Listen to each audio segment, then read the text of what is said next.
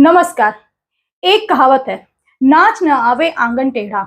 यह कहावत मोदी सरकार पर बिल्कुल फिट बैठती है। अब एक और तुगलकी फरमान आ गया है जो नरेंद्र मोदी सरकार की नाकामी को दर्शाता है। कांग्रेस के कर्नाटक जीतते ही भाजपा के नरेंद्र मोदी सरकार ने विपक्षी दलों को परेशान करने के लिए ईडी, सीबीआई, इनकम टैक्स के साथ ही नोटबंदी का एक और फरमान जारी कर दिया है। अब की बार नवंबर 2016 के नोटबंदी के फैसले से सिर्फ इतना अलग है कि 2000 के नोट ही चलन से बाहर किए जा रहे हैं। इन नोटों को 30 सितंबर तक बैंकों में बदला जा सकेगा। शर्त यह भी रखी गई है कि एक बार में सिर्फ 10 नोट ही बदले जा सकेंगे। अब आप समझ सकते हैं कि किस तरह सरकार ने एक राज्य की करारी हार के साथ ही विपक्षी दलों की पूंजी छीनने का तरीका निकाला है। रिजर्व बैंक 2000 का नोट चलन से वापस लेगा, लेकिन मौजूदा नोट अमान्य नहीं होंगे। 2000 का नोट नवंबर 2016 में मार्केट में आया था, तब प्रधानमंत्री नरेंद्र मोदी ने 500 और 1000 के नोट बंद कर दिए थे। इसकी जगह नए पैटर्न में 500 का एक नया नोट और 2000 का नोट जारी किया गया था। आरबीआई ने साल 2018-19 से 2000 के नोटों की छपाई बंद कर दी।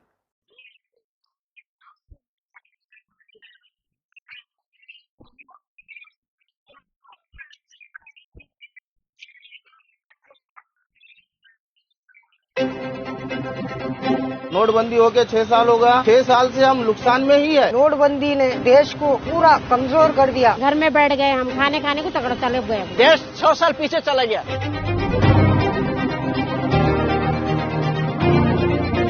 Being into a middle class family, we face lot of challenges because of not having the liquid cash handy, getting the cash exchange, all of that, everything was blocked for us. Line में लग करके लोग परेशान हो गया, कितना दिन मर भी गया और हमारा घर चलना भी मुश्किल हो गया, कारोबार चौपट हो गया पूरा। The notbandi has broken the backbone of the economy. GST, ये जो काला धन आया कहाँ गया और इतना फंड जाता कहाँ है? जो थोड़ा बहुत जमा करे थे वो भी बंद हो रहा बोल के बैंक में नहीं आते बोल के बोले। मैं 3 घंटे में 1000 रुपए कमाता था, अभी 12 घंटे में मैं 500 रुपए नहीं कमा सक रहा हूँ। अभी मैं चेंज बोला तो वो मेरे से लड़ते झगड़ते, मैं पैसे छोड़ देना पड़ रहा मेरे को नोटबंदी से इतना प्रॉब्लम हो गया। ये नोटबंदी करे किस लिए? The people expected a lot from government, but it is totally failure because people expected a lot of black money will come out, but nothing. There is one person in this nation that will stand by your causes, and that's Arjun. All of us should stand behind him and support him. RBI ने bank को 23 मई से 30 सितंबर तक 2000 के note लेकर बदलने के निर्देश दिए हैं। अब से बैंक 2000 के नोट जारी नहीं करेगा।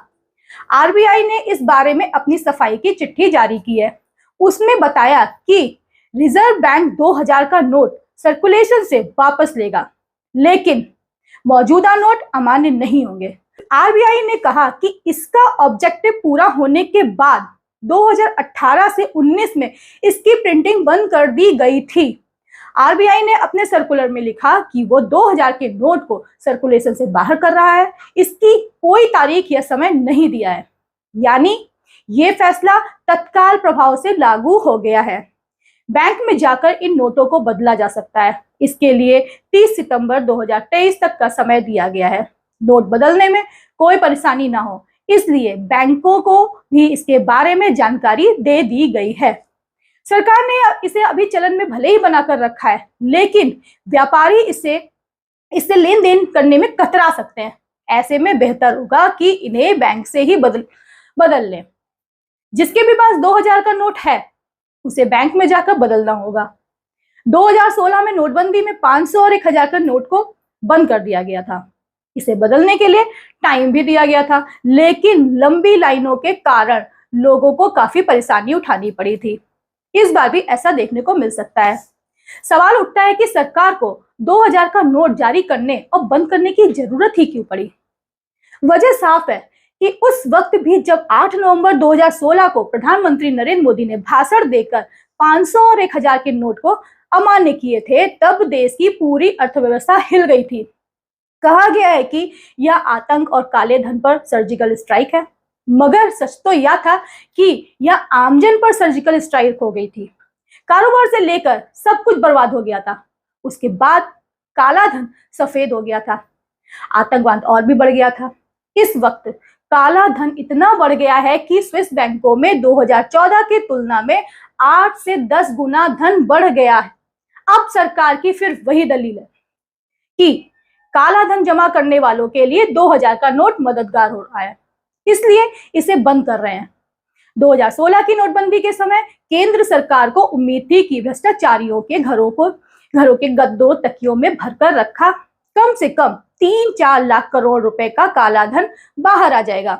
पूरी कवायद में काला धन तो 1.3 लाख करोड़ ही बाहर आया, मगर नोटबंदी के समय जारी नए 500 और 2000 के नोटों में अब तक 9.21 लाख करोड़ रुपए गायब जरूर हो गए, जिन्हें माना जा रहा है कि काला धन वालों ने दबा रखा है।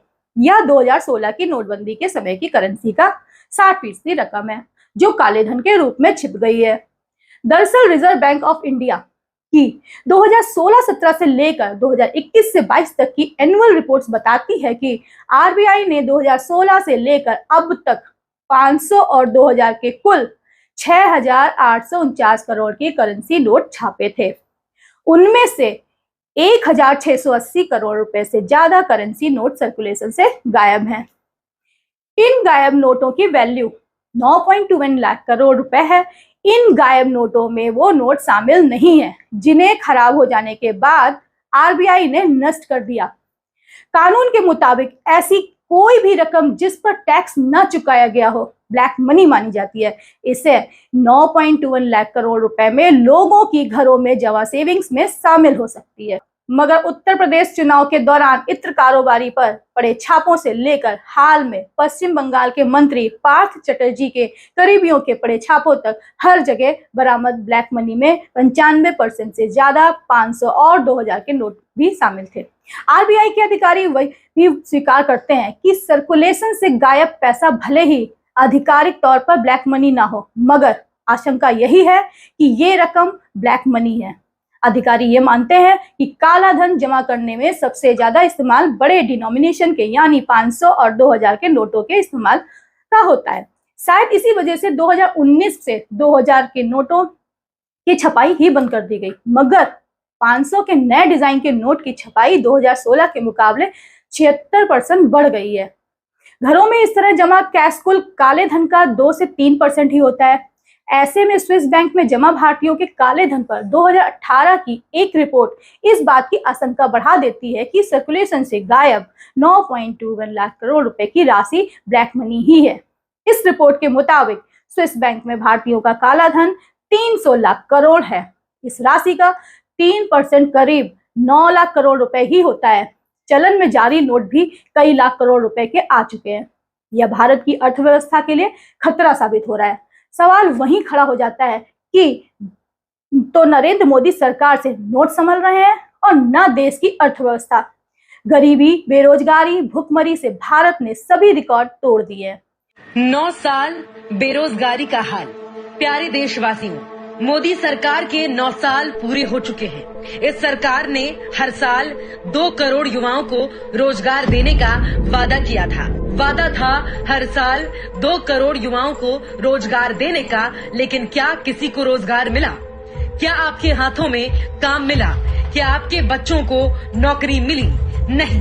मोदी सरकार ने रोजगार देने के बजाय आपको और आपके बच्चों को उल्टा बेरोजगार बना दिया। आज ये स्थिति है कि देश के 42% युवा बेरोजगार बैठे हैं, यानी हर 100 युवाओं में 42 युवा बेरोजगार हैं। श्रम मंत्रालय ने जो आंकड़े जारी किए हैं, उन आंकड़ों से पता चलता है कि देश में बेरोजगारी पिछले 45 सालों का रिकॉर्ड तोड़ रही है। जी हां, देश में पिछले 45 सालों में इतनी बेरोजगारी अभी तक नहीं देखी गई जितनी आज देखी जा रही है। Centre for monitoring Indian economy की एक रिपोर्ट के मुताबिक देश के 45 करोड़ लोग रोजगार की उम्मीद ही छोड़ बैठे हैं और वो रोजगार की तलाश में घरों से बाहर भी नहीं निकलते। CMIE की रिपोर्ट बताती है कि पिछले महीने अप्रैल 2023 में देश में बेरोजगारी दर 8.11% रही। बेरोजगारी का ये आलम है कि मई 2023 में मोदी सरकार ने चपरासी और चौकीदार बहाली निकाली। 2-4 हजार युवाओं के लिए वैकेंसी थी और 55 लाख अभ्यर्थियों ने आवेदन किए। ये है देश में बेरोजगारी का हाल। मोदी सरकार में हर बंदा लाचार और बेहाल। 81 करोड़ लोग 5 किलो अनाज पर जिंदगी जीने को विवश हैं, तो युवा अपराधी बनते जा रहे हैं। न बेटियां सुरक्षित हैं और न शिक्षा। न्याय के लिए गोल्ड मेडलिस्ट बेटियों को जंतर मंतर पर बैठे 27 दिन हो चुके हैं। ऐसे में प्रधानमंत्री के पास लोगों का दुख दर्द सुनने के लिए 1 मिनट नहीं है।